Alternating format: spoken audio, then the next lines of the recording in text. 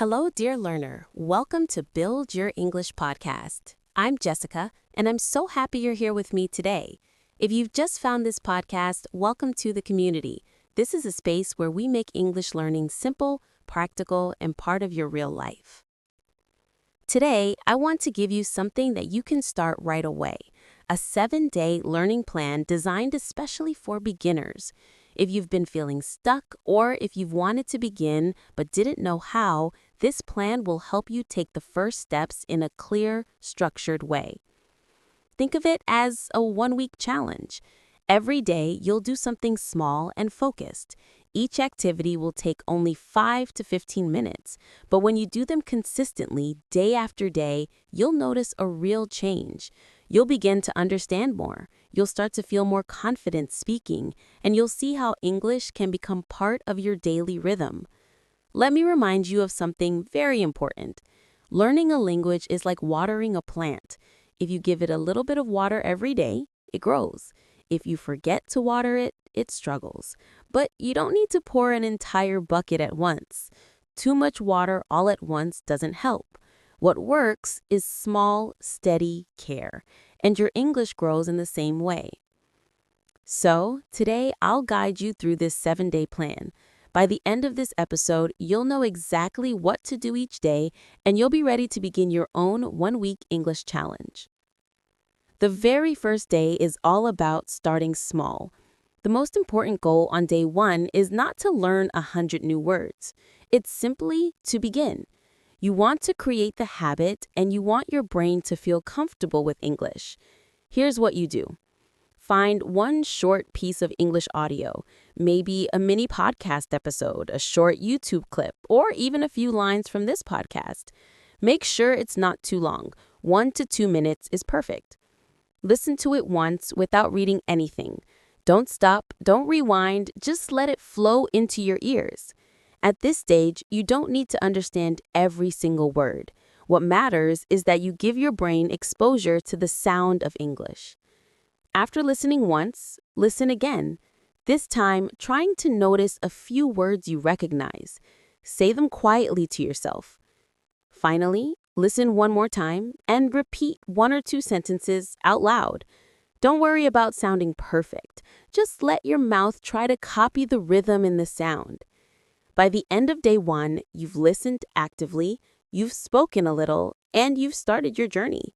And more importantly, you've taken the first step in building a habit. On day 2, we build on what you started yesterday. The focus is on shadowing. That means repeating sentences as closely as you can, almost like an echo. Take the same short audio you listened to on day 1. Listen once again. This time, pause after each sentence and repeat it. Say it out loud, not in your head. Feel the rhythm, the stress, the pauses. Don't worry about speed at first. Speak slowly if you need to. The important part is copying the melody of the sentence. English has a special rhythm. Some words are stressed, some are softer. And when you shadow, you train your ear and your mouth together. Spend about 10 minutes doing this. If the audio has 3 sentences, repeat them again and again until you feel more comfortable. By the end of day 2, you'll notice something amazing. The sentences you struggled with yesterday feel easier today. That's because your brain has already started to recognize the pattern. On day 3, we add comprehension practice. This means you'll not only listen and repeat, but also check if you understand the meaning. Choose a short audio clip, again, no longer than 1 to 2 minutes. Listen carefully. Then ask yourself 3 simple questions. Who is speaking? What are they talking about? And what is one detail I remember? Write down your answers if you can. Even if it's just a few words, it helps. If you don't catch everything, that's okay. Your brain is still learning. Then shadow the audio again. Repeat the key sentences and say them with confidence. This way, you are training both your listening and your speaking, and you're also beginning to think in English. You're not just hearing the sounds, you're connecting them to meaning. Day 4 is about moving English into your mind. Up until now, you've listened and repeated. Today, you start producing simple thoughts in English without waiting for someone else's words. Here's the exercise. As you go through your day, choose 3 simple moments to describe in English in your head. For example, I'm eating breakfast, I'm walking to school, I'm tired. Don't translate from your first language. Just think the sentence directly in English. Keep it simple. Even one word counts. Coffee, homework, sleepy. If you want, you can even say it out loud softly to yourself.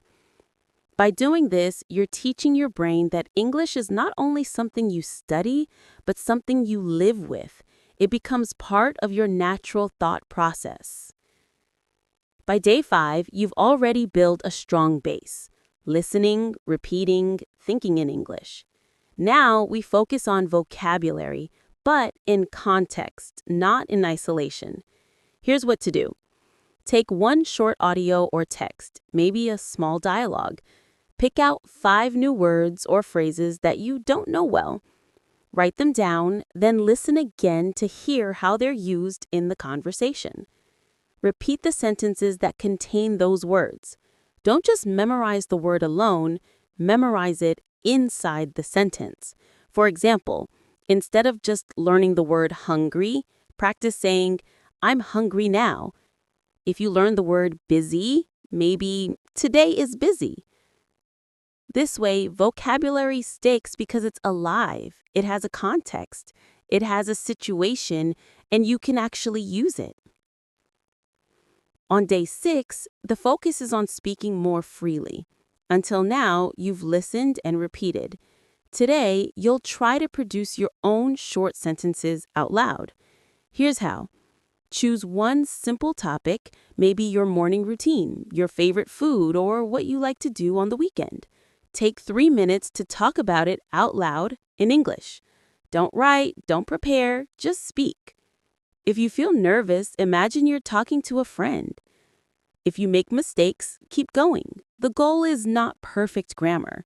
The goal is to get your mouth moving, to hear your own voice in English, and to start feeling comfortable. If you want, you can record yourself on your phone. When you listen back, you'll notice things you like and things you can improve. But even if you don't record, just speaking out loud will help you build confidence. And now we arrive at day 7. This is the most important day because it's where you bring everything together. On this day, go back and review what you've done. Listen again to the short audio you used earlier. Notice how much easier it feels now compared to day 1. Shadow it one more time. Then look at the sentences you practiced thinking in English. Say them out loud again. Remember the vocabulary you learned. Can you still make a sentence with each word? Finally, reflect. Ask yourself, how do I feel now compared to 1 week ago? Do I feel more confident? Do I understand more? Can I say more sentences out loud? Celebrate your progress. Even if it feels small, it's real. You have completed a full week of English practice, and you've proven to yourself that you can stay consistent. And now you can repeat this plan again for another week. Each time you do it, you'll grow stronger. So, that's the 7-day plan. Each day, you've built a little more. Day 1, you began with listening. Day 2, you repeated and shadowed. Day 3, you practiced comprehension. Day 4, you started thinking in English.